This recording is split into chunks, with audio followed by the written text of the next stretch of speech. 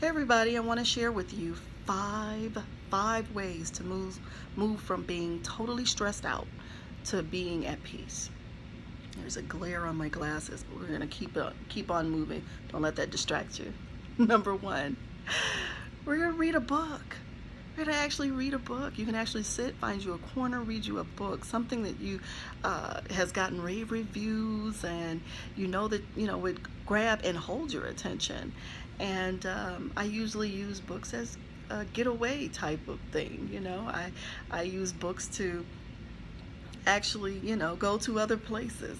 Books have always been my friend. I've always been a bookworm. So read a book. Go from stress to peace. Sit, find a corner, and read something that is going to take your mind off of the stressful situation. Okay.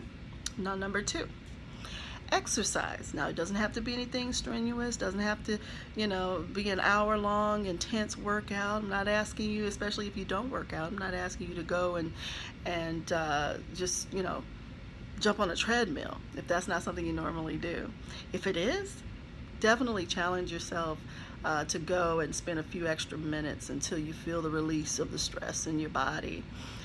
Working out should do that in the first place, but if you need a couple more minutes, push yourself that couple more minutes to get that release and that breakthrough for you. But if you're not someone that works out, a long walk would be a great thing to relieve the stress. Change the scenery. So if you walk, find a park that's peaceful nearby, that you can actually walk amongst the trees, and that's always a good thing. Smelling the clean fresh air. Riding a bike, maybe you could ride a bike, find a bike trail and actually ride a bike, taking your mind off of your stress again. Find you a scenery, a place with scenery that you can actually look on as you ride your bike. Go to a park again.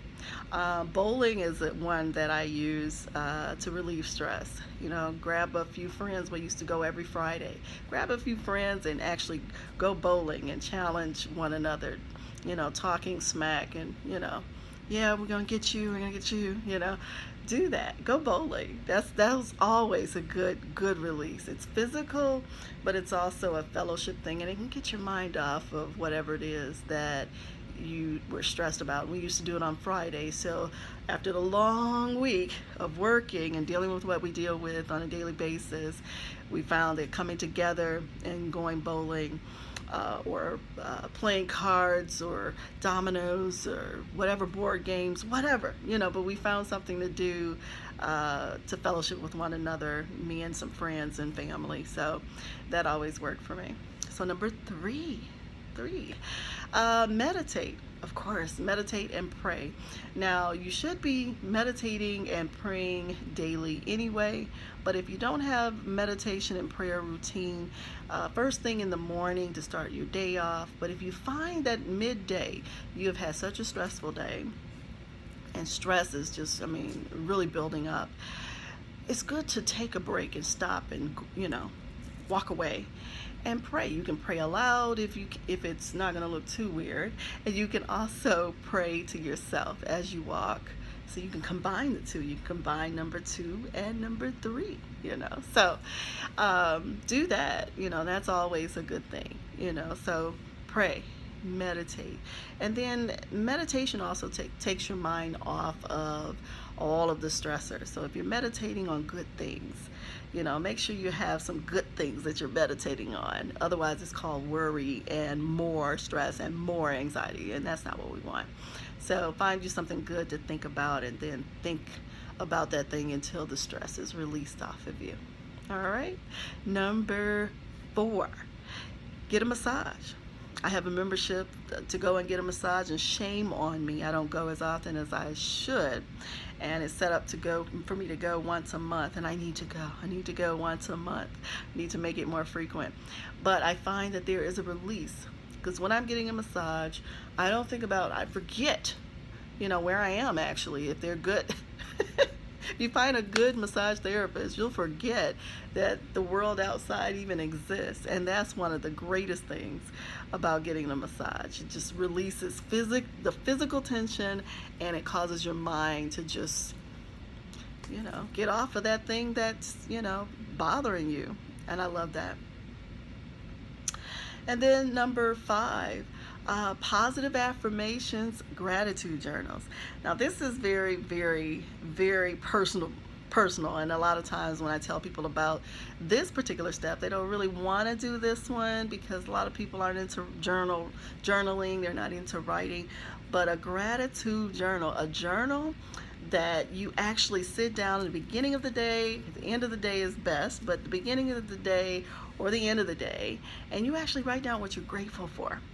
At the end of the day, especially if it's a hard day, it's been a long day and it's been a stressful day, if you can sit down and write what positive thing happened in the day and actually focus on that positive thing, it relieves stress, and it actually causes you to sleep better, which is awesome. And I can testify to that. I know that is true because I've tried it for me. These are all things that I do for me to relieve stress. So that is awesome. That is the thing that I do, and the results are just beautiful. You can't be in a state of gratitude and complaining at the same time. You can't be in a state of gratitude and anxiety at the same time. They don't go together. So it's so awesome when you get into a state of gratitude and you're writing and you're flowing out everything that's positive about your day. It puts you in a different frame of mind. It's absolutely awesome.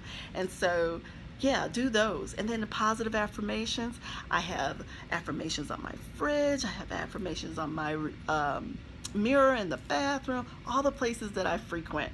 And they remind me of the things that I need to be putting on the inside of me, the positive things I need to be saying to myself or need to be saying out loud to affirm positive things and positive vibes going out there. Because we attract what we give off, right? So if we attract what we give off, then we want positive things coming our way. We don't want negative things coming our way. So positive affirmations and the gratitude journal. It has been my pleasure to give you these tips, and I will see you guys on the next video.